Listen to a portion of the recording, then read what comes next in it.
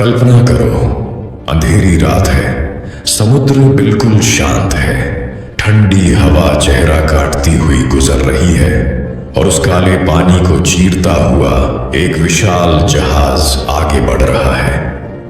यह कोई साधारण जहाज नहीं था, यह इंसान के घमंड, सपनों और तकनीक की सबसे बड़ी मिसाल था। नाम था टाइटैनिक। लोग कहते थे, अरे जनाब, ये जहाज ये कभी नहीं डूबेगा।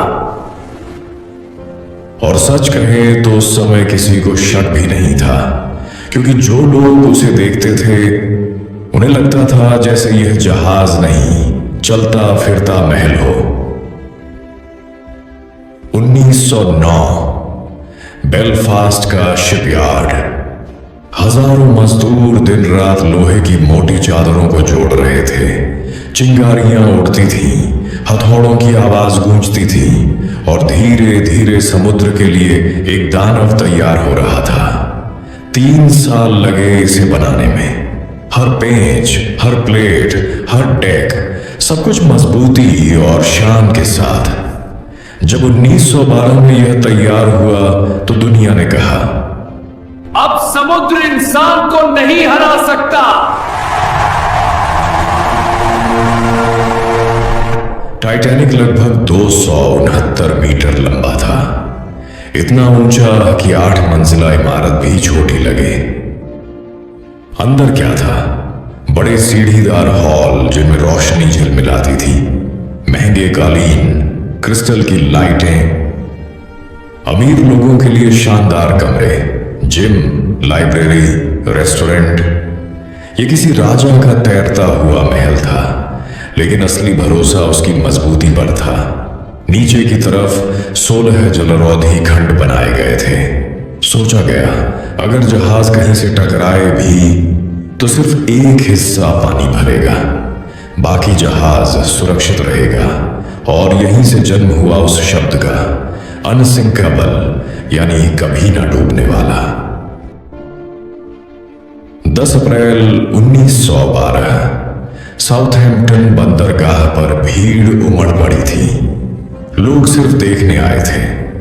कुछ लोग सफर पर जा रहे थे, कुछ नई जिंदगी शुरू करने, कुछ अमीर लोग शान दिखाने। जहाज पर लगभग 2200 लोग सवार थे। कप्तान थे एडवर्ड जॉन स्मिथ, अनुभवी, शांत, आत्मविश्वासी। कहा जाता है ये उनका आखिरी सफर था। इसके बाद वे रिटायर होने वाले थे। शुरुआत शानदार थी। पहला दिन, दूसरा दिन, समुद्र शांत था, मौसम साफ था, डेक पर लोग टहल रहे थे, बच्चे खेल रहे थे, अमीर लोग डिनर में हंस रहे थे। किसी को अंदाजा नहीं था कि 4 दिन बाद यही जहाज इसी समुद्र में अपनी आखिरी सांस लेने वाला है।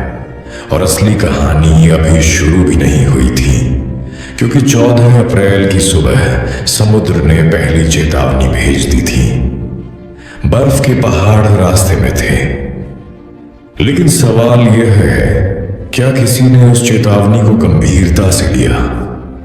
14 अप्रैल 1912 सुबह की ठंडी हवा डेक पर टहलते यात्रियों के चेहरे को छू रही थी।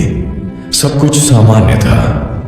नाश्ता परोसा जा रहा था, बच्चे खेल रहे थे और अमीर यात्री आराम से अखबार पढ़ रहे थे। लेकिन समुद्र शांत होते हुए भी शांत नहीं था। दोपहर के समय वायरलेस रूम में एक संदेश आता है, आगे के रास्ते में बड़े बड़े आइसबर्ग देखे गए हैं। ऑपरेटर संदेश लिखता है, ब्रिज तक पहुंचाया जाता है और फिर जहाज अपनी रफ्तार से चलता रहता है। क्यों? क्योंकि यह टाइटैनिक था, दुनिया का सबसे मजबूत जहाज। शाम तक ऐसे कई संदेश मिल चुके थे। किसी जहाज ने कहा, रास्ता सावधानी से पार करो। किसी ने कहा, आगे बर्फ की मोटी परत है। लेकिन जहाज की रफ्तार कम नहीं हुई, क्योंकि कंपनी चाहती थी पहली ही यात्रा में दुनिया को दिखा दिया जाए कि टाइटैनिक सिर्फ बड़ा ही नहीं, तेज भी है। रात उतरने लगी, तापमान गिरने लगा, समुद्र कांच की तरह शांत हो गया। और यही सबसे खतरनाक बात थी। जब समुद्र में लहरें होती हैं तो वे आइसबर्ग से टकराकर हल्की सफेद झाग बनाती हैं, जिसे दूर से खतरा दिखाई दे जाता है। लेकिन उस रात समुद्र बिल्कुल सपाट था। आसमान में चांद नहीं था, तारों की हल्की रोशनी और काला पानी। ऊपर क्रूज नेस्ट में 2 लोग खड़े थे।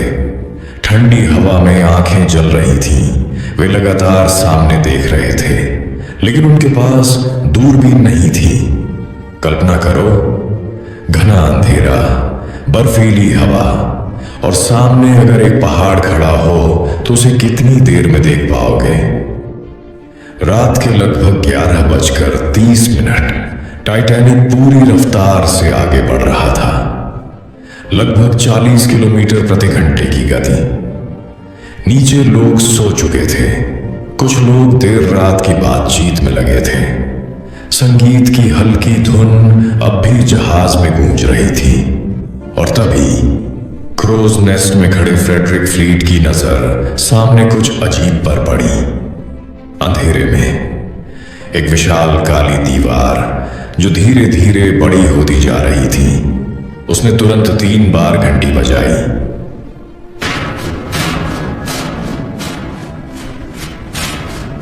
फिर फोन उठाया। सामने आइसबर्ग! सामने आइसबर्ग! ब्रिज पर खड़े अफसरों ने एक पल भी बर्बाद नहीं किया। आदेश दिया जल्दी गया। जहाज को तुरंत मोड़ो! इंजन पीछे करो अभी!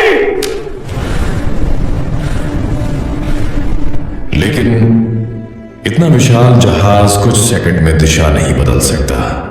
समय अब बहुत कम बचा था और अगले कुछ सेकंड में इतिहास बदलने वाला था। रात के 11:40 ब्रिज पर खड़े अफसरों की आंखें फैल चुकी थीं। आदेश दिया गया, हार्ड स्टारबोर्ड! स्टारबोर्ड, यानी जहाज को तुरंत मोड़ो। इंजन रिवर्स करने का आदेश भी दे दिया गया। लेकिन याद रखो, टाइटैनिक कोई छोटी नाव नहीं था। वह लोहे का 269 मीटर लंबा दानव था। उसकी रफ्तार तेज थी और सामने बर्फ का पहाड़। कुछ ही सेकंड में जहाज का दाहिना हिस्सा आइसबर्ग से रगड़ खा गया। कोई जोरदार धमाका नहीं हुआ, कोई बड़ी आवाज नहीं आई, बस एक लंबी खुरचने की आवाज, जैसे किसी ने लोहे को पत्थर से घसीटा हो। अंदर बैठे यात्रियों को हल्का झटका लगा। कुछ लोग हंस पड़े। किसी ने मजाक में कहा, शायद किसी छोटे पत्थर से टकरा गए। लेकिन नीचे जहाज के पेट में मौत अंदर आ चुकी थी। लोहे की प्लेटों के जोड़ खुल गए थे। एक के बाद एक 6 जलरोधी खंडों में पानी भरना शुरू हो गया। और यही वह बात जिसने टाइटैनिक की किस्मत तय कर दी, क्योंकि जहाज सिर्फ 4 खंडों तक सुरक्षित रह सकता था, लेकिन यहां 6 हिस्सों में पानी भर रहा था। मुख्य डिजाइनर ने नुकसान देखा, गणना की और धीरे से कहा,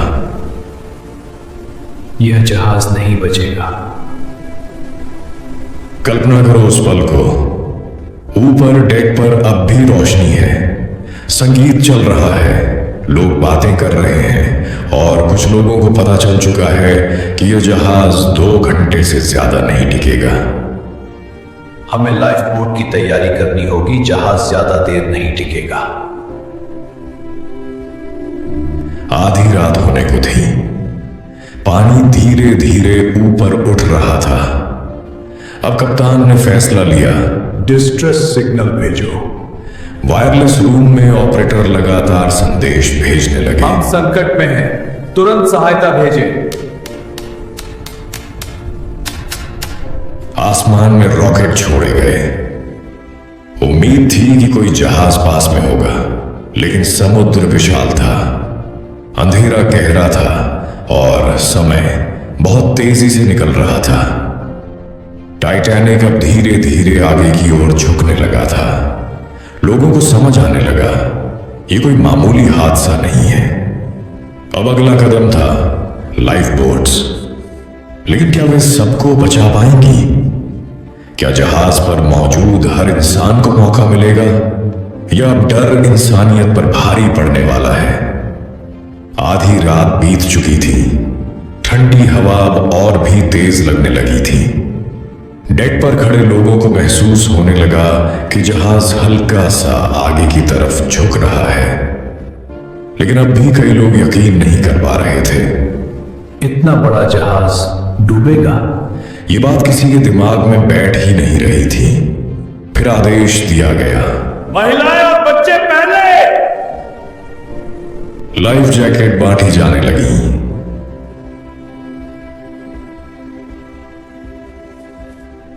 लाइफ बोट्स को बाहर निकाला गया।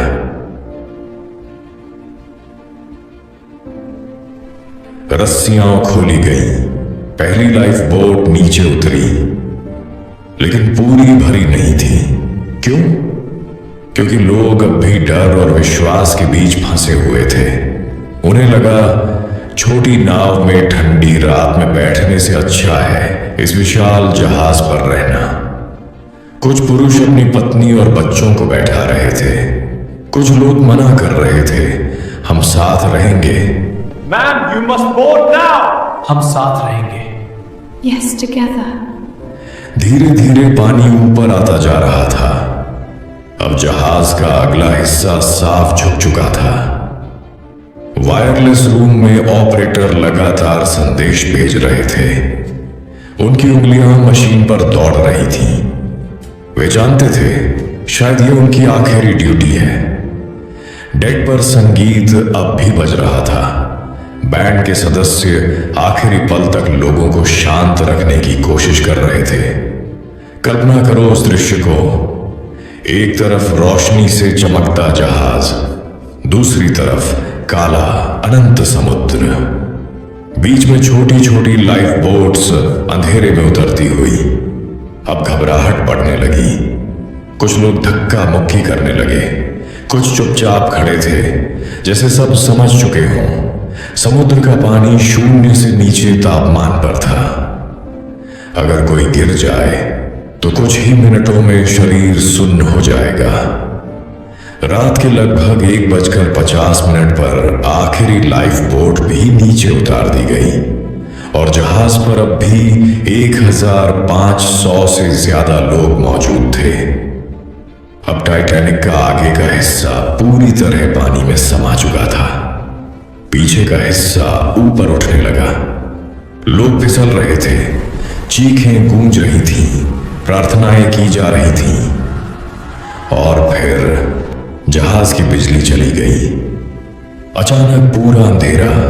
कुछ ही सेकंड बाद एक भयानक आवाज टाइटैनिक बीच से टूट गया।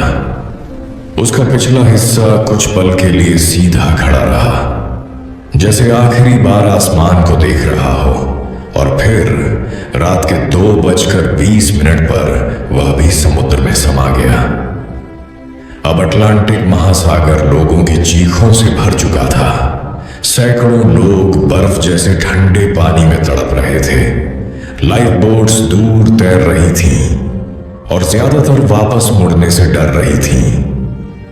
कुछ ही मिनटों में आवाजें कम होने लगीं और फिर सन्नाटा। समुद्र फिर शांत हो गया। लेकिन क्या कोई मदद आने वाली थी? क्या कोई जहाज उन बचे हुए लोगों तक पहुंच पाएगा?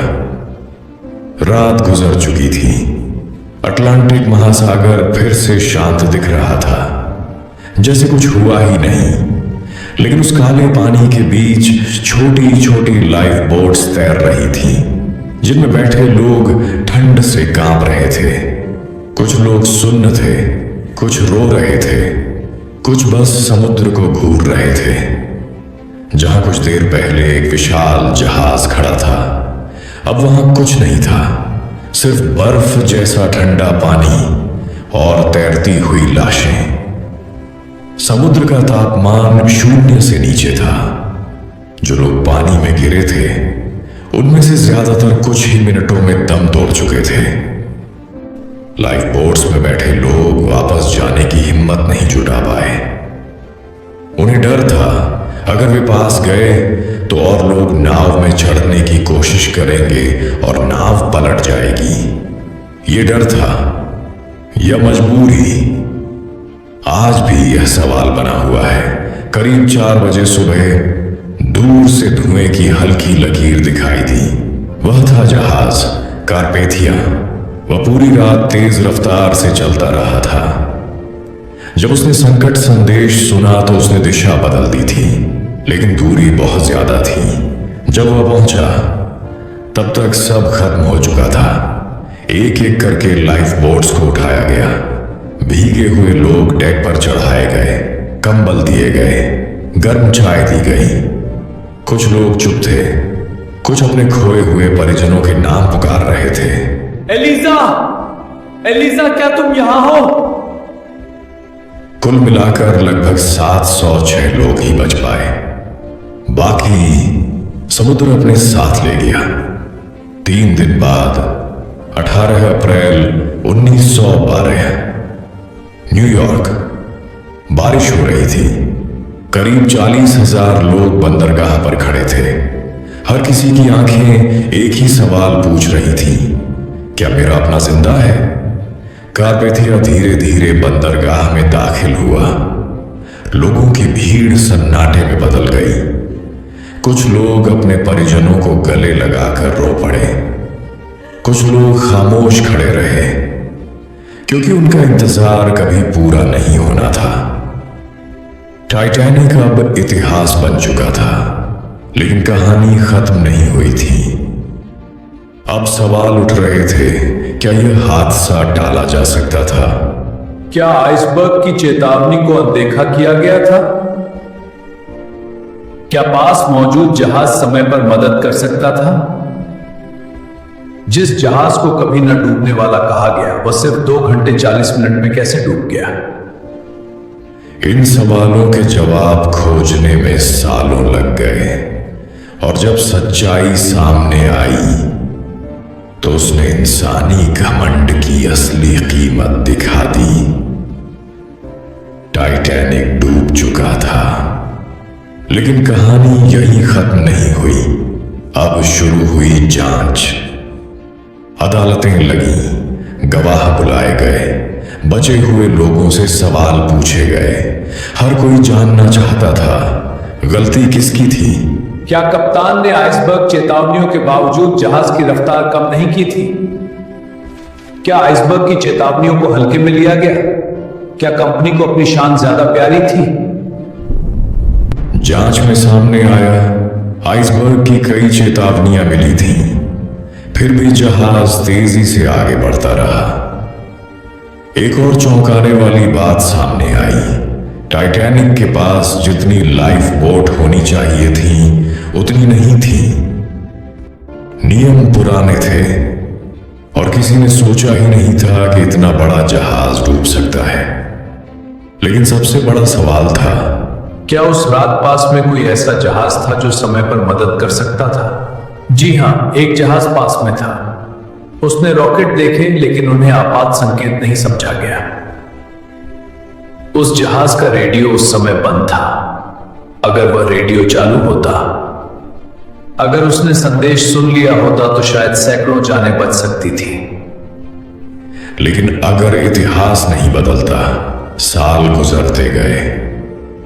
लोगों के मन में एक और सवाल उठता रहा, टाइटैनिक सच में कैसे टूटा? क्या वह एक ही टुकड़े में डूबा था या बीच से टूट गया था? लंबे समय तक कोई पक्का जवाब नहीं था। फिर 1985 समुद्र की गहराई में खोज शुरू हुई। विशेष कैमरे और मशीनें भेजी गईं। आखिरकार करीब 12,500 फीट नीचे अंधेरे में एक विशाल ढांचा दिखाई दिया। वह टाइटैनिक था और सच चौंकाने वाला था। जहाज 2 हिस्सों में टूटा पड़ा था।